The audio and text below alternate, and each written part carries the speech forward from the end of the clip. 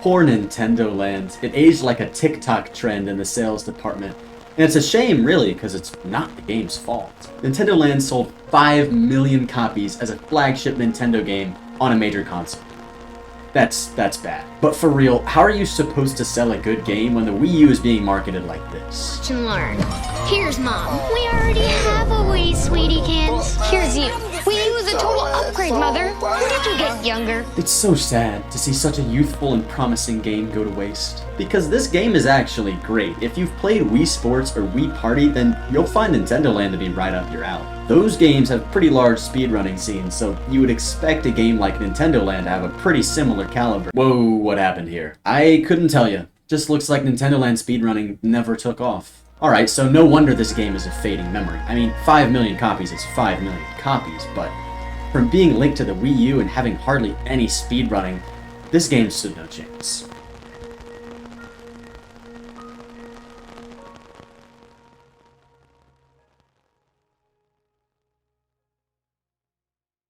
I got a little speed boost. No!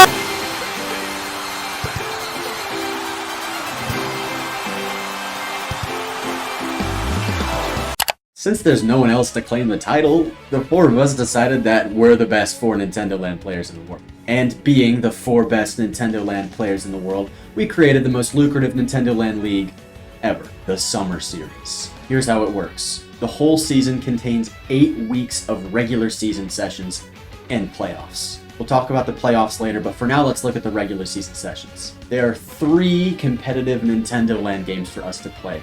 Mario Chase, Luigi's Mansion Ghost, and that's not even what it's called, we just have no idea, and Sweet Day. For every game, 1 person is playing on the Wii U gamepad and 3 other players are playing with Wii remotes. If the person on the gamepad wins, he's given 5. The gamepad player is shown in the bottom right of the screen every time for your convenience so that you don't get confused. And for each minigame, the gamepad player will play 3 times. That means the gamepad player has the opportunity to gain 0, 5, 10, or 18 points. Why 18 and not 15? Well, if you win all 3 games, then you'll get 15 points, plus an additional 3 points bonus for getting a sweep. This scoring system is used for Luigi's Mansion Ghost and Sweet Day, but Mario Chase works a little different. If you don't know how to play Mario Chase, let me explain really quick. It's tag. The 3 Wii Remote players are trying to catch the 1 Mario on the gamepad, and if you catch him within 2 minutes and 30 seconds, the Toads win. Scoring works like this. If the Mario can survive until 1 minute and 40 seconds on the clock, he's given 2 points. If he can survive until 50 seconds on the clock, he's given 3 points, and if he can survive the full 2 minutes and 30 seconds, he's given 5. And of course, if he gets 5 points on all 3 tries, he gets an additional 3 points for sweeping, and that would be 18 points. Spoiler alert, that never happens. Mario Chase is just too difficult for that. Okay, great, we know how Mario Chase works, but what about the other 2 games? The gamepad player will play as a ghost, and the Wii Remote players are all terrified Luigis. The ghost is invisible, and the Luigis have to use their flashlights to catch the ghost before the ghost catches them. The Wii Remote will start shaking whenever the ghost gets near. If the Luigis can drain the ghost's health before the ghost catches all 3 of them, they win. This time, the gamepad player controls 2 gatekeepers, while the Wii Remote players are playing as animals. The animal's objective is to collect 35 pieces of candy, and the gatekeeper's job is to catch them before they can do it. There are trees scattered across the map that drop candy, and they require either 1 person, 2 people, or 3 people to drop the candy. The more people there are, the more candy the tree drops. If the animals get caught 3 times before collecting all the candy, they lose. So that's how the 3 different games work. So now that we know that, we can look at a little bit more important strategy. How to win. See, by being the 4 best Nintendo Land players in the world, we have quite a bit of experience when it comes to trying to gain points. Winning. And believe me, as a Mario Chase expert, you might want to listen up for a good gambit. There are a couple good gambits that are time-tested and true, such as the Magellan Gambit, the Avon Gambit, and my personal favorite, the Double Tween Slide Trick Gambit. The Magellan Gambit is used on the first map called Chase Arena, where you start at the very end of a color, any color really, and rotate around the edge of the map. Chase Arena is really hard to survive all 2 minutes and 30 seconds. By rotating around the edge of the map, it can delay cutting off and getting caught, which is just enough time to get you the 2 points. The Yvonne gambit is used on the next map, the mud one. I don't know the name of it, but it's where you run through the mud into yellow and then start by running into green afterwards. I don't really know why this gambit works so much, but Yvonne did it like all the time, and he was cooking the league with it, so. Also, of course it's named after Yvonne, because he did it every time. And yeah, 8 weeks went by and I never caught on. So finally, the double tween slide trick gambit. This will guarantee you a win every single time. As the Mario, you want to start out on top and do what's called slide trick. You see on Slide City, the third map, there are these slides that run from the top all the way down to the bottom. But if you hug the wall while going down the slide from the top, you can stop halfway down. This is called slide trick, and it comes in clutch all the time. For this gambit, you want to do slide trick on either color, run back up to the center, circle around a toad twice, and do slide trick again. And before you say, Big Fry, that's so stupid, you're just letting the others know where you are. Listen, it works. It just does.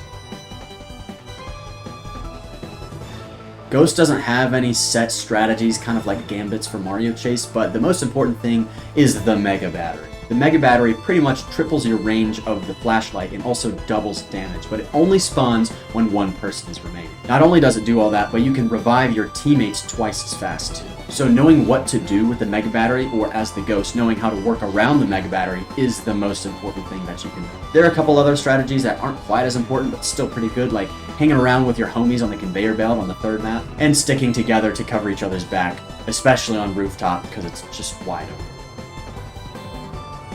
Sweet Day is really hard. The only gambit you can do on Sweet Day is for the 3 animals at the beginning to collect on a triple tree.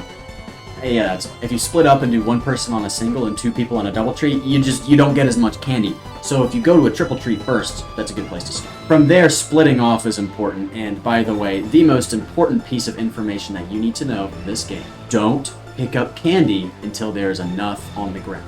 See, the gatekeepers can't see the whole map, so if someone starts collecting candy really quickly, he just has to run to one of the several piles where candy is to try to stop him. If there's more piles, it'll decrease his chances of running to the right one. But if there's only a few, then he'll know exactly where you are. He can pin you when you turn fat, because the more candy you eat, the slower you get, and that's a catch. I didn't really pick up on that. Sorry. So those are the main strategies for each game of the summer series. I hope you're excited. The first episode is coming out very soon. Episodes will be 20 to 30 minutes long, depending on how long Peyton wants to fool around in Ghost. 24 episodes, 3 for each of the 8 weeks, and playoffs. I gotta explain playoffs now. So at the end of the regular season, we'll all be seeded from 1 to 4. 1 is matched up against the 4, the 2 is matched up against the 3. If you're wondering how a 1v1 works in a 4-player game, don't feel bad. I didn't understand how it all worked until literally the day of. We'll all play like it's a regular season session, but your points are matched against the other seed that you're facing off against. So by the end of all 3 games of Mario Chase, Ghost, and Sweet Day, the 4 seed has more points than the 1 seed, the 4 seed advances to the finals. The big problem with playoffs that Commissioner Peyton solved was that there's no incentive for the non-participating members to actually do anything. So if the 4 seed is on gamepad for, say, Mario Chase, then the 1 seed is going to really want to try to catch him, but the 2 and 3 seed might not care as much, because it doesn't affect them. Therefore, points will be awarded to the Wii Remote players for doing well. Also, on Mario Chase, if you get a catch, you'll be awarded 1 point. Ghost and Sweet Day are a little more complicated. They require numbers and app, apparently. So for each round in Sweet Day or Ghost, everyone gets 1 point minus 1/3 times the number of times you got caught. So if I'm playing Ghost and I got caught twice, then I would get 0.33 points for that round. Same thing for Sweet Day. If I got caught once, I would get 0.66 points. If I got caught 0 times, I would get 1. And if I got twice, I would get 0.33. And if I got caught all 3 times, I would get 0. Granted, it doesn't matter a ton, so if you don't really care about figuring out the math, don't worry about it. It probably won't change anything. But that's what gives incentives to the Wii Remote players who aren't currently participating against their seed.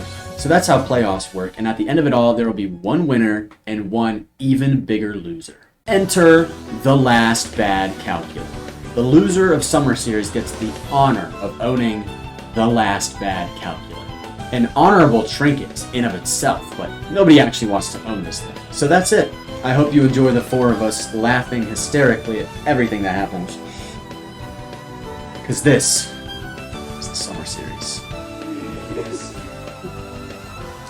No! Yes! Yes! No!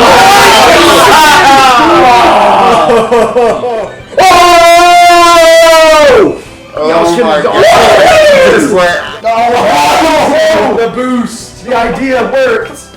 Yes! Tractor! No lives lost! My radical plan!